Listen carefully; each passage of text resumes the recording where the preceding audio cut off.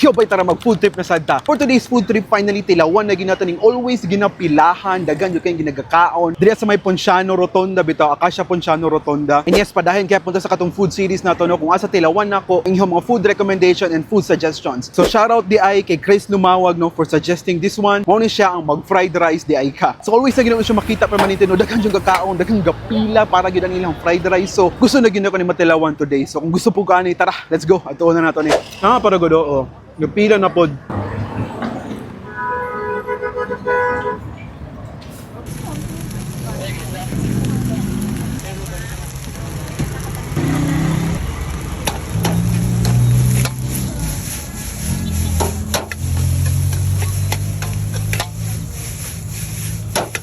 Mag fried rice di ay ka.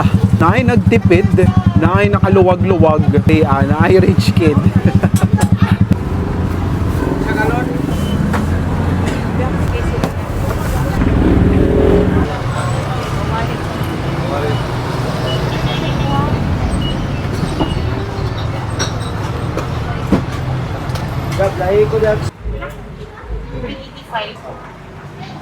Ay, ako atong ano te, sausage.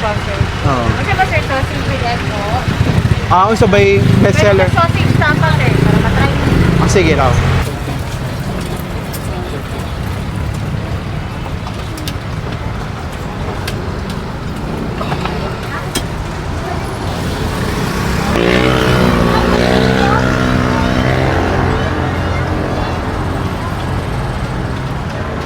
Okay, so finally makatry na kita diri sa mag fried rice di ay ka no. Diri sa may Acacia or Ponciano naman natin ani. Sa diri sa Rotonda. So street dining lang gyud ta karon, oh.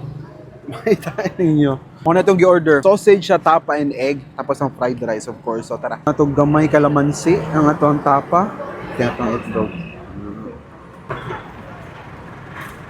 Tapa tapos egg yolk, ipaligo na tong egg yolk atong rice. Let's go.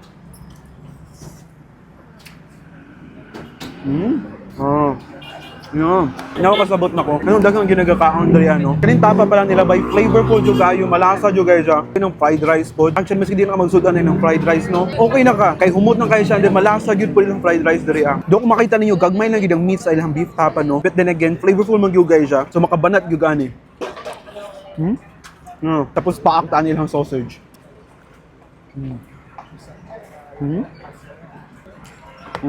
Actually, dili po basta-basta lang sausage, no? Nitigit po siya, dili ka ng puro extenders bitaw. Ano daw kang magbalik-balik, magpila diri ah. Kita na ko sa inyo hawa, nagpila na pog sugod. Para godo, oh. Nagpila na pod.